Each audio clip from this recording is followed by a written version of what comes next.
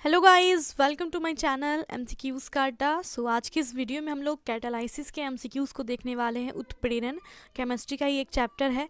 तो अगर आप चैनल पे नए हैं, पहली बार वीडियो को देख रहे हैं, तो लूसेंट ऑब्जेक्टिव का चैप्टर वाइज एमसीक्यूज सारा देखने के लिए आप प्लेलिस्ट को फॉलो कर सकते हैं। वहाँ पे आपको सारे चैप्टर वाइज एमसीक्यूज मिल जाएंगे। कमेंट में मैंने लिंक को पिन करा हुआ है, तो आप पिन कमेंट को चेक कर सकते हैं एक बार।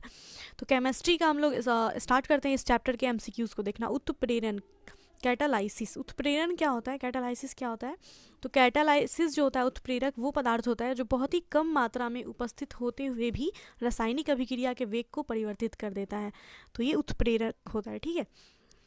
तो क्वेश्चन है हमारा पहला यही है कि उत्प्रेरक ऐसा पदार्थ है जो रासायनिक अभिक्रिया के वेग को क्या करता है, बढ़ाता है, घटाता है, परिवर्तित करता है, या फिर इनमें से कोई भी नहीं। तो कैटालाइसिस जो होता है ऐसा पदार्थ होता है जो रासायनिक अभिक्रिया के वेग को परिवर्तित कर देता है। नेक्स्ट क्वेश्चन है, उत्प्रेरक की खोज किसने की थी। कैटालिस्ट की खोज जो है किसके द्वारा की गई थी, बर्जीलियस के द्वारा, रदरफोर्ड के द्वारा, लुईस के द्वारा, या फिर कोसिल के द्वारा। तो उत्प्रेरक की जो खोज है ये बर्जीलियस ने की थी। नेक्स्ट क्वेश्चन है, जब अभिकारक और उत्प्रेरक दोनों की भौतिक अवस्थाएं समान होती हैं तो उत्प्रेरक कौन कहलाता है। विसमांग उत्प्रेरक, समांग उत्प्रेरक, उत्प्रेरक विष, या फिर प्रेरित उत्प्रेरक। तो जब अभिकारक और उत्प्रेरक दोनों ही की भौतिक अवस्थाएं समान होती है तो कैसा उत्प्रेरक कहलाता है ये। तो जब दोनों का भौतिक अवस्था समान होगा, अभिकारक और उत्प्रेरक दोनों का, तो इसको समांग उत्प्रेरक कहेंगे। समान होगा इसलिए समांग उत्प्रेरक कहेंगे, ठीक है। नेक्स्ट, जब अभिकारक और उत्प्रेरक दोनों की भौतिक अवस्थाएं अलग अलग होंगी तो उसको क्या कहेंगे, समांग उत्प्रेरक, विसमांग उत्प्रेरक, प्रेरित उत्प्रेरक, या फिर उत्प्रेरक विष। तो भौतिक अवस्थाएं जब अभिकारक उत्प्रेरक की समान होती हैं तो उसको समान उत्प्रेरक कहते हैं, और जब अलग अलग होंगी तो उसको विसमांग उत्प्रेरक कहेंगे। नेक्स्ट क्वेश्चन है, ऋणात्मक उत्प्रेरक क्या है। ऋणात्मक उत्प्रेरक कौन सा है, जब अभिक्रिया के वेग को जो कम कर देता है, या फिर जो अभिक्रिया के वेग को बढ़ा दे, या जो अभिक्रिया के वेग को अपरिवर्तित रखता है, या फिर प्रेरित उत्प्रेरक की भांति व्यवहार करता है। तो उत्प्रेरक क्या करता है कि अभिक्रिया की वेग को परिवर्तित कर देता है, ठीक है। ना घटाता है ना बढ़ाता है, परिवर्तित करता है। लेकिन अगर अभिक्रिया के वेग को अगर वो बढ़ा दे, पहले से बढ़ा दे, तो उसको बोलते हैं धनात्मक उत्प्रेरक, और अगर कम कर दे वेग को तो उसको बोलते हैं ऋणात्मक उत्प्रेरक, ठीक है। तो ऋणात्मक उत्प्रेरक किसको कहेंगे, जब अभिक्रिया का वेग कम हो जाए तो वो ऋणात्मक उत्प्रेरक होता है। नेक्स्ट क्वेश्चन धनात्मक उत्प्रेरक के ऊपर है कि धनात्मक उत्प्रेरक कब होगा, जब अभिक्रिया के वेग बढ़ जाएगा, और जब कम होगा तो ऋणात्मक उत्प्रेरक होगा, ठीक है। नेक्स्ट है, यदि किसी क्रिया में कोई उत्पाद उत्प्रेरक का काम करता है तो उसको क्या कहेंगे। अगर किसी अभिक्रिया में कोई उत्पाद उत्प्रेरक का काम करेगा तो उसको क्या कहते हैं, समांग उत्प्रेरक, विसमांग उत्प्रेरक, स्व उत्प्रेरक, या फिर प्रेरित उत्प्रेरक। तो यदि किसी क्रिया में कोई उत्पाद उत्प्रेरक का काम करने लगे तो उसको स्व उत्प्रेरक कहते हैं। नेक्स्ट क्वेश्चन है, उत्प्रेरक विष होता है। उत्प्रेरक विष क्या होता है, क्रिया निरोधक होता है, स्व उत्प्रेरक होता है, समांग उत्प्रेरक होता है, या फिर विसमांग उत्प्रेरक होता है। तो उत्प्रेरक विष जो होता है, कैटालाइटिक पॉइजन, ये क्रिया निरोधक होता है। नेक्स्ट क्वेश्चन है, उत्प्रेरक विष किस प्रकार काम करते हैं। उत्प्रेरक से रासायनिक संयोग करके, उत्प्रेरक सतह पर मुक्त संयोजकता से संयोग करके, किसी अभिकारक से संयोग करके, या फिर उत्प्रेरक का स्कंदन करके। तो उत्प्रेरक विष जो है ये किस प्रकार काम करते हैं, तो ये उत्प्रेरक सतह पर मुक्त संयोजकताओं से संयोग करके काम करते हैं। उत्प्रेरक विष जो होते हैं कैसे काम करते हैं, उत्प्रेरक सतह पर मुक्त संयोजकताओं से संयोग करके काम करते हैं ये। नेक्स्ट क्वेश्चन है, वर्धक जो है ये कैसे कार्य करता है, प्रोमोटर कैसे कार्य करता है। उत्प्रेरक की पृष्ठ ऊर्जा को बढ़ाकर, उत्प्रेरक की सतह अधिक असम बना करके, उत्प्रेरक की सतह पहले से अधिक चिकनी बना करके, या फिर पृष्ठ संकुल के विश्लेषण की दर को बढ़ा करके। तो वर्धक जो होता है ये कैसे कार्य करता है, तो ये उत्प्रेरक की सतह अधिक असम बना करके कार्य करता है। नेक्स्ट क्वेश्चन है, जैविक उत्प्रेरक बायोकैटालिस्ट क्या है। एमिनो अम्ल, C6H12O6, या फिर N2, या फिर एंजाइम। तो जैविक उत्प्रेरक जो है ये एंजाइम है। एंजाइम एक प्रकार का जैविक उत्प्रेरक होता है जो जैव रासायनिक अभिक्रियाओं के दर को बढ़ा देता है। तो एंजाइम जो है ये जैविक उत्प्रेरक है। नेक्स्ट क्वेश्चन है, सल्फ्यूरिक अम्ल के निर्माण की संपर्क विधि में पीटी उत्प्रेरक के लिए कौन सा पदार्थ विष का काम करता है। सल्फ्यूरिक अम्ल H2SO4 के निर्माण के संपर्क विधि में पीटी उत्प्रेरक के लिए कौन सा पदार्थ जो है ये विष का काम करता है। सल्फर, आर्सेनिक ऑक्साइड, CO2, या फिर आर्सेनिक सल्फाइड। तो सल्फ्यूरिक अम्ल के निर्माण के संपर्क विधि में पीटी उत्प्रेरक के लिए जो विष का काम करता है ये आर्सेनिक सल्फाइड करता है। नेक्स्ट है, निम्न में से किस प्रकार के तत्व उत्तम उत्प्रेरक सिद्ध होते हैं? उत्तम उत्प्रेरक सिद्ध होते हैं किस प्रकार के तत्व? संक्रमक तत्व, क्षार धातु, क्षारीय धातु या फिर रंगीन धातु? तो उत्तम उत्प्रेरक सिद्ध होते हैं संक्रमक तत्व।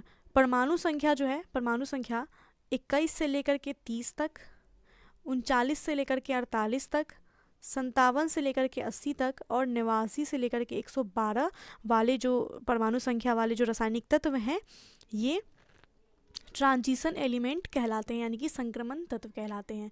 तो ये जो संक्रमण तत्व होते हैं ये उत्तम उत्प्रेरक सिद्ध होते हैं। ठीक है, कितने परमाणु संख्या वाले? 21 से 30, 39 से 48, 57 से 80, 89 से 112। तो इसको याद रखना है कि ये जो होते हैं परमाणु संख्या वाले जितने भी तत्व हैं ये ट्रांजिशन एलिमेंट होते हैं, यानी कि संक्रमण तत्व होते हैं जो कि उत्तम उत्प्रेरक सिद्ध होते हैं।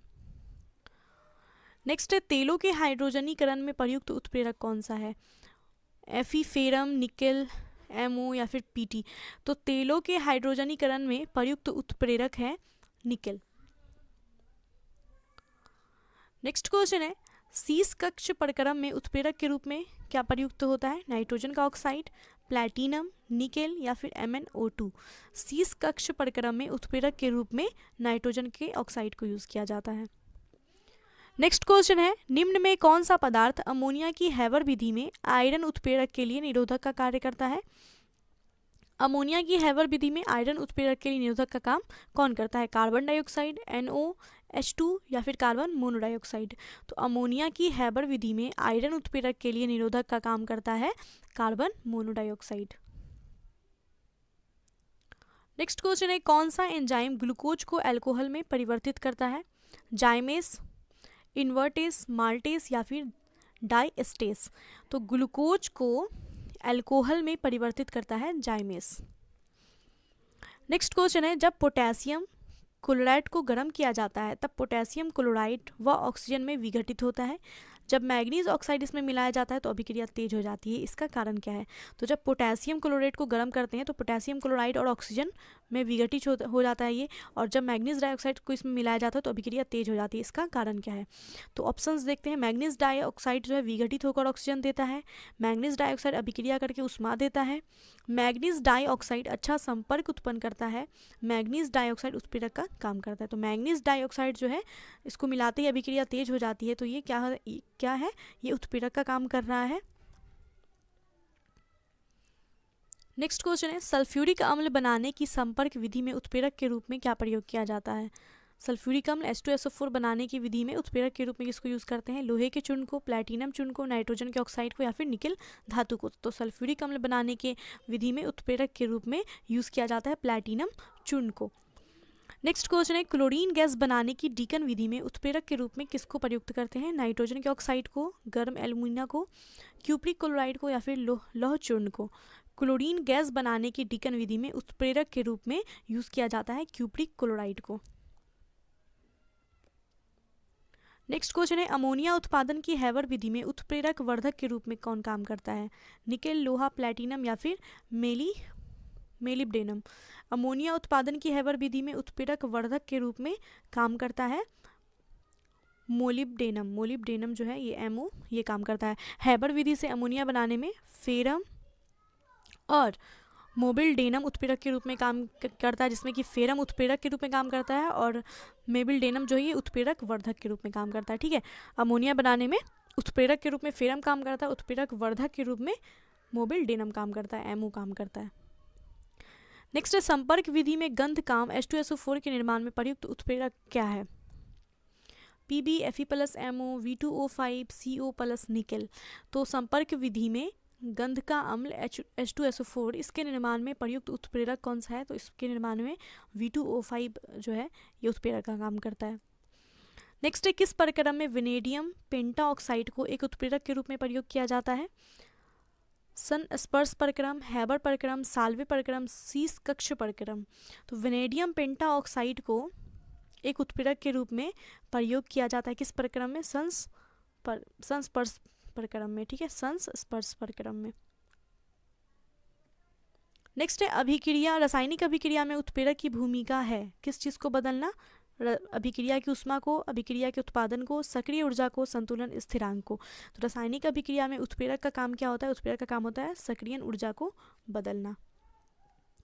नेक्स्ट है, उत्प्रेरक के संबंध में निम्नलिखित में से कौन सा कथन सही है?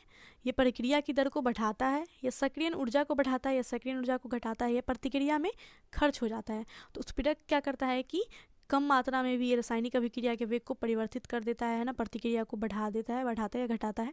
तो ये तो सही है कि बढ़ा देता है। संक्रियण ऊर्जा, हमने देखा कि यहाँ पे उत्प्रेरक का भूमिका क्या होता है, किसको बदलता है? संक्रियण ऊर्जा को। तो संक्रियण ऊर्जा जो है इसको घटाता है, प्रतिक्रिया दर बढ़ेगा और संक्रियण ऊर्जा को ये घटाएगा। ठीक है, संक्रियण ऊर्जा को बढ़ाएगा नहीं, ये प्रतिक्रिया में खर्च तो नहीं होता है, ये दर को बढ़ा देता है या घटाता है। कभी कभी जब घटाता है तो निगेटिव में चला जाता है और जब बढ़ाता है तो पॉजिटिव में जाता है। तो ये प्रतिक्रिया के दर को बढ़ाता है और संक्रियण ऊर्जा को घटाता है। तो ऑप्शन बी राइट होगा 1 और 3। So guys, thanks for watching this video. इस चैप्टर के MCQs को हमने देख लिया है, तो आई होप कि वीडियो आपको अच्छा लगा। तो प्लीज़ वीडियो को लाइक कीजिए और सारे चैप्टर के MCQs को देखने के लिए आप प्लेलिस्ट को जरूर फॉलो कीजिएगा।